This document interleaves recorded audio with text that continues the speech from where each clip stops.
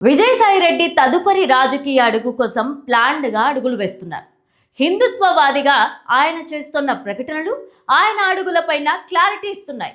అవసరమైనప్పుడు రాజకీయాల్లోకి వస్తానని ఇటీవలే విజయసాయిరెడ్డి ప్రకటించారు. ఎవరికి అవసరం అన్నది మాత్రం ఆయన చెప్పలేదు. ఆయన అవసరం రాజకీయాల్లో ఎవరికీ ఉండదు. ఆయనకే అవసరం కాబట్టి మళ్ళీ రాజకీయ ఎంట్రీ కోసం గ్రౌండ్ లెవెల్లో రెడీ చేస్తున్నారన్న అభిప్రాయం ఆయన ఇటీవల ప్రకటనల ద్వారా వ్యక్తమవుతోంది. హిందుత్వవాదిగా మారి ఆయన ప్రకటనలు చేస్తున్నారు. ఈ వీడియోని చివరి వరకు చూడండి.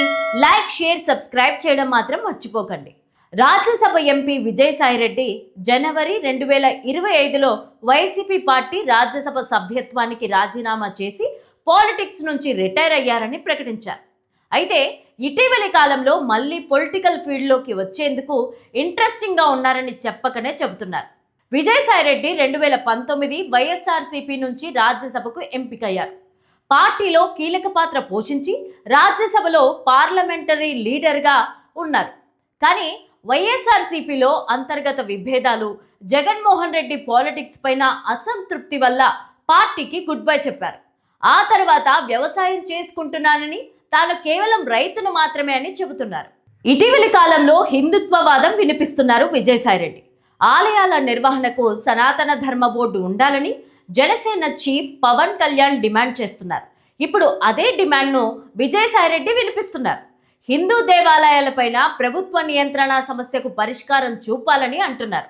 ఇతర మతాల సంస్థలు పూర్తి స్వయం ప్రతిపత్తితో పనిచేస్తున్నాయి. అయితే హిందూ దేవాలయాలు ప్రభుత్వ నిర్వహణ బోర్డుల ద్వారా నిర్వహిస్తున్నారని, ఇది ఆర్టికల్ 14 కింద వ్యతిరేకమని అంటున్నారు. అందుకే ప్రభుత్వ నియంత్రణ నుంచి తప్పించాలని అంటున్నారు. ఆయన చేసిన ట్వీట్ ఇప్పుడు వైరల్ అయింది. ఇటీవలి కాలంలో పవన్ కళ్యాణ్కు తాను అభిమానినని ఆయన సంకేతాలు ఇస్తున్నారు. పవన్ 20 ఏళ్లుగా తనకు చాలా మిత్రుడని, గతంలో ఆయనను తాను ఎప్పుడూ విమర్శించలేదని ఇటీవల శ్రీకాకుళం జిల్లాలో ఓ కార్యక్రమంలో పాల్గొని ప్రకటించారు. ఇక ముందు కూడా విమర్శించనని అంటున్నారు. కానీ ఆయన గతంలో పవన్ను ఘాటుగా విమర్శిస్తూ చాలాసార్లు ట్వీట్స్ చేశారు. అవి సోషల్ మీడియాలో వైరల్ అవుతున్నాయి. అటు పవన్ కళ్యాణ్, ఇటు బీజేపీకి దగ్గరయ్యేందుకు విజయసాయిరెడ్డి ప్రయత్నిస్తున్నారని, ఏ పార్టీలో చోటు దొరికితే ఆ పార్టీలో చేరే అవకాశాలున్నాయని ప్రచారం జరుగుతోంది. కొద్ది రోజుల కిందట హిందూ మతం పైన కుట్రలు సహించేది లేదు అని ప్రకటించారు. మత మార్పిళ్లపైన విచారణ జరగాలన్నారు. త్వరలోనే విజయసాయిరెడ్డి తాను అనుకునే టార్గెట్నే చేరుకునే అవకాశాలు ఉన్నాయి. ఆ టార్గెట్ ఏంటో ఆయనకే తెలుసని అనుకోవచ్చు. ఏపీలో బీజేపీ నేతలు వైసీపీ వ్యతిరేకమైన, కేంద్రంలో బీజేపీ పెద్దలు వైసీపీతో అనుబంధం కొనసాగిస్తున్నారన్నది ఒక ప్రచారంగా ఉంటూ వచ్చింది. తాజాగా దక్షిణాది ఎంపీలతో, అందులోనూ ఏపీ ఎంపీలతో మోదీ మాట్లాడుతూ ఏపీలో వైసీపీని గట్టిగా టార్గెట్ చేయాలని కోరడం చూస్తే వైసీపీ మీదకు బీజేపీ జాతీయ నాయకత్వమే దూకుడు చేయాలని చూస్తోందని అంటున్నారు. దాంతో ఏవైనా సందేహాలు ఉన్నట్లయితే గనక ఖచ్చితంగా అవి వీడిపోతాయని చెబుతున్నారు. ఇక ఏపీకి మోదీ వస్తే గనక ఈసారి బహిరంగ సభలో జగన్ మీద నేరుగా అటాక్ చేస్తారని ప్రచారం అయితే గట్టిగా సాగుతోంది. ఇప్పటిదాకా మోదీ సైలెంట్గా ఉంటూ వచ్చారు. కానీ దేశంలో రాజకీయం మారుతోంది. దాంతో ఏపీలో కూడా బీజేపీకి ఒక క్లారిటీ వచ్చింది. అదే సమయంలో ఏపీలో కూటమి పార్టీల మీద నమ్మకం ఉందా అన్నది పక్కన పెడితే, ఎన్డీఏ గూటిని వీడి ఎవరు బయటకు వెళ్లరేనన్నది అర్థమైన తరువాత వైసీపీ మీదనే బీజేపీ టార్గెట్ ఖచ్చితంగా ఉంటుందని అంటున్నారు. ఇక ఏదేమైనా షాకింగ్ పరిణామాలు చూడాలి అంటే గనక 2026 వచ్చేదాకా వెయిట్ చేస్తే చాలు అని అంటున్నారు. అదన్నమాట మ్యాటర్.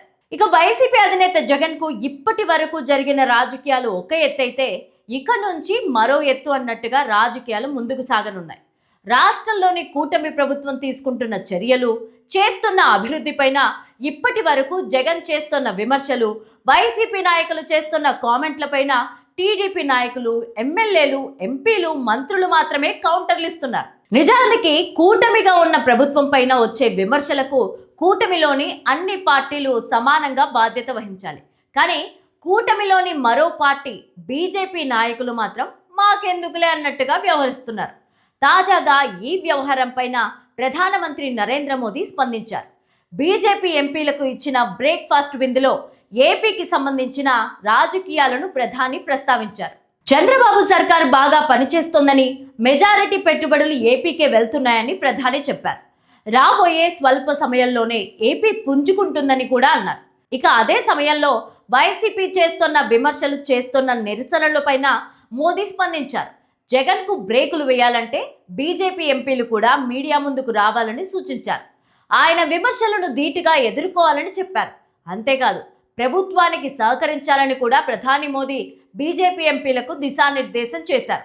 వైసీపీ చేస్తున్న విమర్శలను ఎదుర్కోవడంతో పాటు ప్రజల మధ్యకు కూడా వెళ్లాలని ప్రధాని తేల్చి చెప్పారు. ఈ భేటీలో ఏపీకి చెందిన బీజేపీ, టీడీపీ ఎంపీలు పాల్గొన్నారు. టీడీపీ ఎంపీల పనితీరు బాగుందని ప్రధాని కితాబిచ్చారు. ఇలాంటి సమయంలో మిత్రపక్షంగా బీజేపీకి బాధ్యత ఉందని, వైసీపీ విమర్శలపైన ధీటుగా జవాబివ్వాలని పేర్కొన్నారు ప్రధాని మోదీ.